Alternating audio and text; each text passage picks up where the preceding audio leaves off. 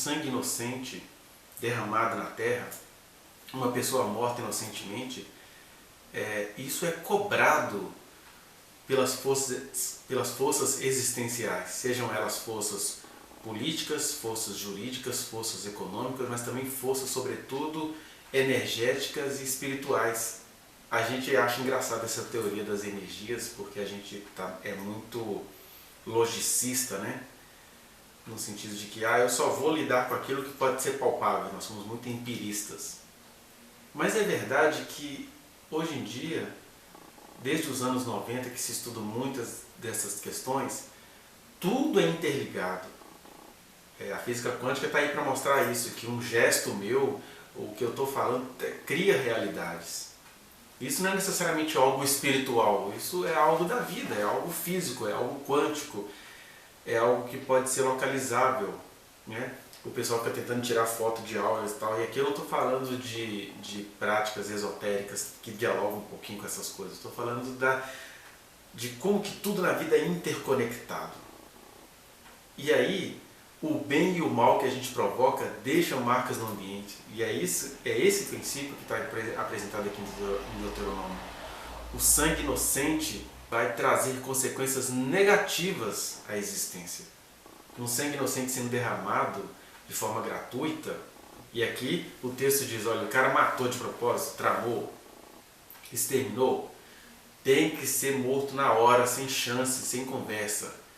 O vingador tem que chegar e acabar logo com essa história, porque se não houver a vingança, de acordo com o texto, a terra vai ficando contaminada, né?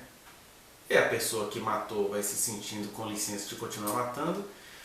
Mas olha só, esta medida ela está dentro daquelas outras coisas que eu já vim falando com vocês sobre o fato de Deus ser soberano, Deus condescender com a nossa percepção e não ficar vindo aqui doutrinar a gente, falando, olha, não faça assim porque eu penso desse jeito, não. Ele disse isso para uma sociedade que tinha práticas de vingança. Como você pode me dizer que Deus não pensa exatamente assim? Posso te dizer. O que acontece lá no comecinho dos tempos? Seja lá por qual motivo for, e a gente pode pensar nisso depois com outras óticas, a partir de outras perspectivas, mas é fato que Caim matou Abel. Se Deus fosse o vingador no sentido de matou, vai morrer, ele não teria deixado Caim vivo, porque o Caim foi até folgado, né? Aparentemente folgado, porque Deus sabe o que estava acontecendo ali no interior daquela história.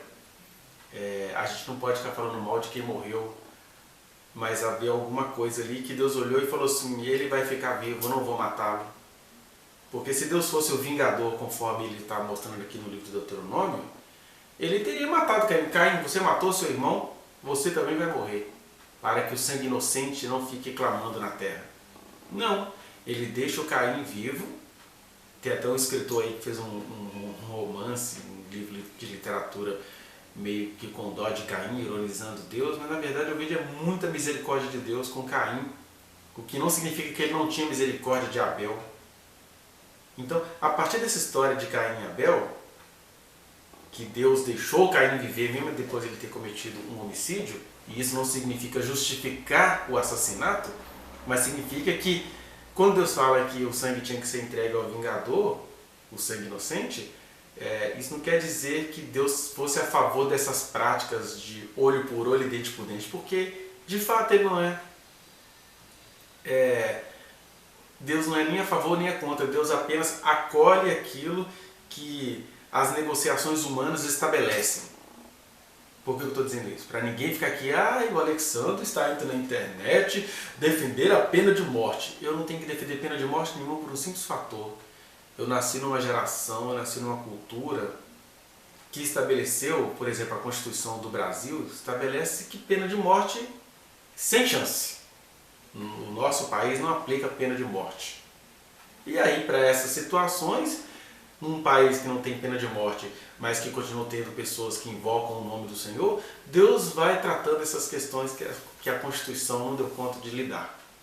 E aqui nesse caso, por exemplo, Deus falou isso do vingador de sangue porque aqui funcionava uma cultura que não era a cultura ocidental, era a cultura do povoado, né? Ó, matou o chefe de família, vai te matar. Só que você não está num país nem numa geração onde as coisas funcionam assim. É verdade que nós temos um presidente que gostaria de fazer as coisas funcionarem assim. Ah, cada pai cuida do seu filho, cada pessoa vai vingar do seu assassino, ele quer acabar com a república. Mas por enquanto ainda a Constituição que vale, graças a Deus, é a Constituição que valoriza a coisa pública, onde pessoas que foram eleitas pela população colocaram aquele conjunto de leis procurando ser o mais justo possível, o mais acolhedor possível. Daí as pessoas que não têm o amor de Cristo em seus corações terem raiva da Constituição, mas a Constituição brasileira é uma das melhores que existem. Mas eu não quero falar aqui de política e de jurisdição e de jurisprudência. O que eu quero falar é do princípio do sangue inocente. Primeira coisa é isso. É muito sério um sangue inocente ser derramado. Isso traz consequências. Agora, como que as pessoas vão lidar com isso? Isso pertence às pessoas, aos povos, às nações e às jurisdições e às jurisprudências. Então não adianta a gente... Ai, tá vendo? Porque na Bíblia está escrito que o vingador tem direito. Não, o vingador dos tempos deuteronômicos. Porque o mesmo Deus que poupou a vida do Caim em Gênesis, que também disse que o Estado ele tem autorização para matar caso aquela lei assim o decida, e que foi morto pelas leis vigentes da sua época, né? Jesus foi morto, crucificado com outros 499 pessoas, que era assim que as coisas funcionavam. Esse mesmo Deus veio aqui em pessoa, em Jesus de Nazaré, e disse: olha, está escrito, não matarás.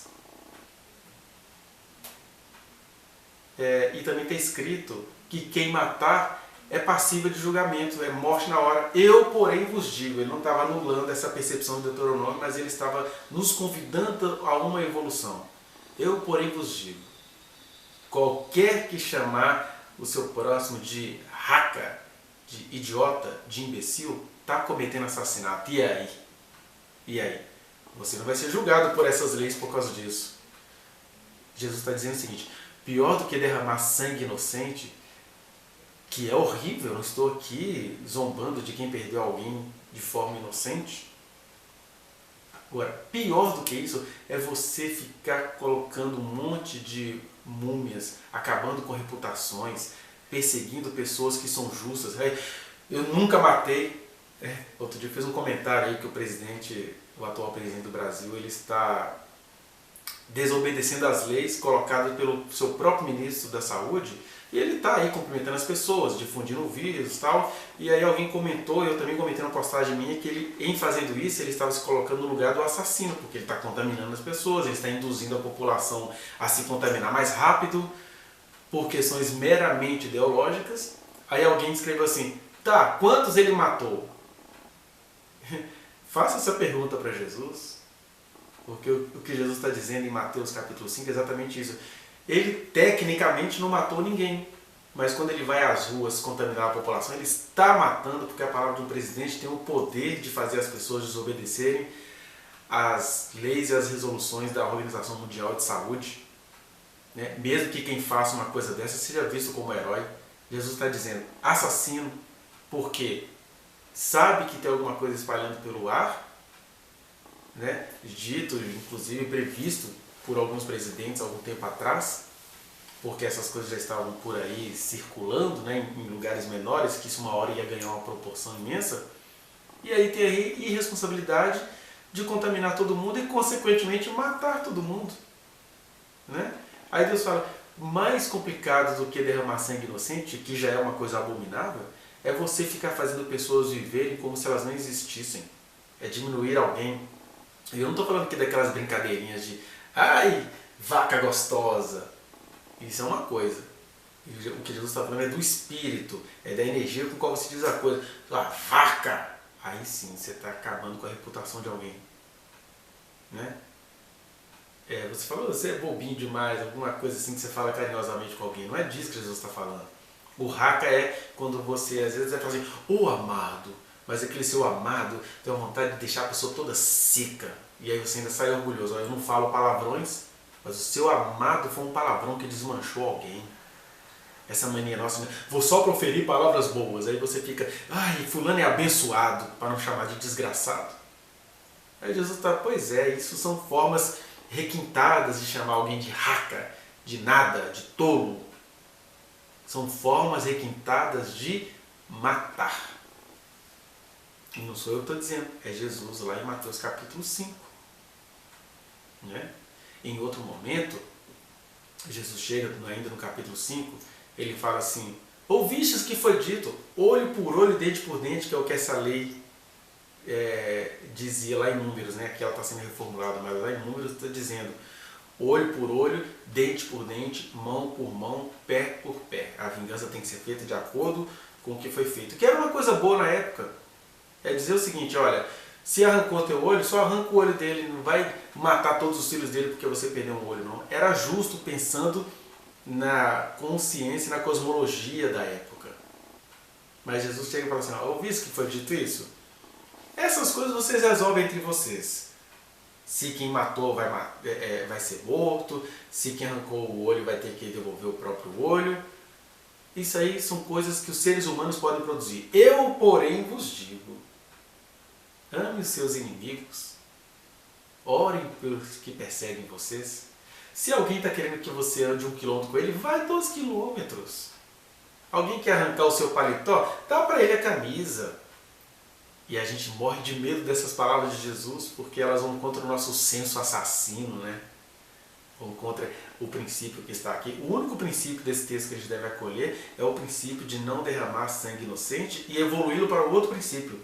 Não criar uma geração de reputações inocentes sendo sacrificadas diariamente, que é o que a gente tem feito. E aí, para que muitas reputações inocentes não sejam sacrificadas, né? Se de um lado Jesus mandou a gente detectar os falsos profetas, os lobos vestidos de ovelha, por outro lado Jesus falou, olha, cuidado, tem muito inimigo seu aí que é só um amigo de cabeça para baixo. Ele é seu inimigo agora, mas se você o acolher, quem sabe você vai descobrir que ele tem um grande amigo aí. Ele não está mandando você ser bocó, trouxão. Ele está dizendo o seguinte, leve o meu amor às últimas consequências. Se você podia matar, você tem a livre escolha em mim de escolher amar. Ai, mas e aquilo que foge do meu controle e o cinismo que eu vou criar? A mim pertence a vingança, já dizia Deus no Antigo Testamento. Ele é quem vai saber te livrar na medida em que você aprender a amar. Né? Quando fala assim, por exemplo, se alguém te der um tapa na face direita, oferece a esquerda, ou vice-versa, oferece a outra face. E alguém até já cantou, né? Te dar a outra face não é tão fácil assim. Se o primeiro tapa ainda dói muito em mim, verdade. Jesus não está negando que isso não venha doer. Mas é algo que tem que ser feito igual Jesus fez. Hoje Jesus está ressuscitando, a gente está comemorando a ressurreição dele, né? E há 2 dias atrás, estava se comemorando a morte dele, quando ele dizia, a minha vida ninguém a tira de mim, eu espontaneamente a dou. Isso é que é da outra face, eu sou Deus, tenho o poder de acabar com isso tudo aqui, ninguém iria pôr a mão em mim. Mas ele fala assim, não, podem me matar, podem me matar. Ou seja, ele deu a outra face. Não sei se você já esteve em situações assim, eu já estive em algumas, onde a pessoa te chama para uma reunião para acabar com você, e você só devolve amor, e ainda devolve amor como mártir, como testemunha, falando assim, olha, eu te falei, provocou em você tanta fúria que você me bateu no rosto direito? Pode bater aqui se isso fizer você crescer mais na vida. Isso vai fazer você se tornar homem? Bata aqui. Porque quando você vai vendo a maneira como Jesus está dizendo, ele não está chamando ninguém para ser bocoió, passivo, vai, pode me bater, eu adoro ser estuprado, não é nada disso. Ele está dizendo o seguinte, quando a situação te empurra de um jeito que você não tem como reagir, até nessa situação, haja com dignidade. Isso aqui é dar a outra face. Bater do meu outro lado aqui vai te fazer se tornar uma pessoa melhor? Pode bater. Sabe por quê? Quando alguém te bate numa face, ele está te contando que o que você fez o incomodou. Aí você fala assim, incomodou? Pode bater na outra. E a pessoa toma aquele susto, né? Toma aquele susto. Então, gente, reforçando, eu não estou aqui pregando pena de morte, mas eu estou aqui dizendo que é muito lindo o que Jesus faz com o argumento primeiro de que o sangue inocente contamina a terra e contamina mesmo. Países que não têm leis rigorosas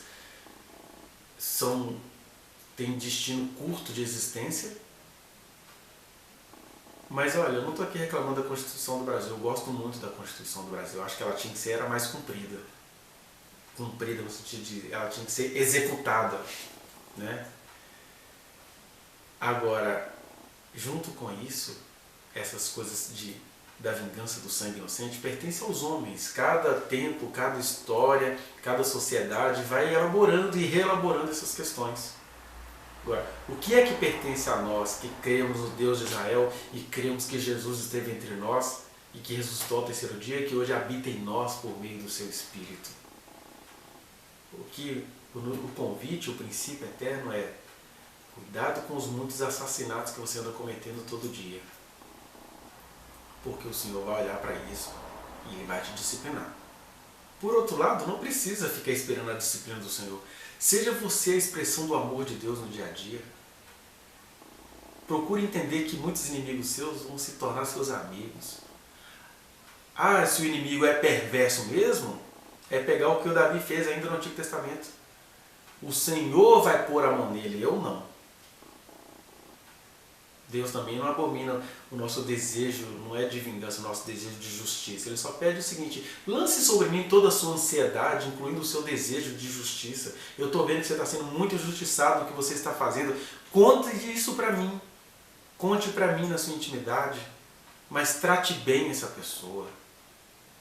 Porque no amor radical vivenciado em Cristo Jesus, há tantas surpresas, a gente cresce tanto, a gente aprende a não odiar, a gente aprende até a entender por que a gente desperta tanto ódio nos outros. Dar a outra face é isso. É dizer, se isso vai te fazer crescer, tome, porque eu estou em paz em Cristo Jesus. Então, além de a gente cuidar do sangue inocente, cuidemos de que com os nossos justicismos, com a nossa justiça apressada do vingador vir derramar sangue, a gente acaba sendo pior do que o assassino que a gente gostaria de matar. Que o Senhor nos abençoe e que a gente não derrame sangue inocente, nem almas inocentes, nem reputações inocentes pela terra.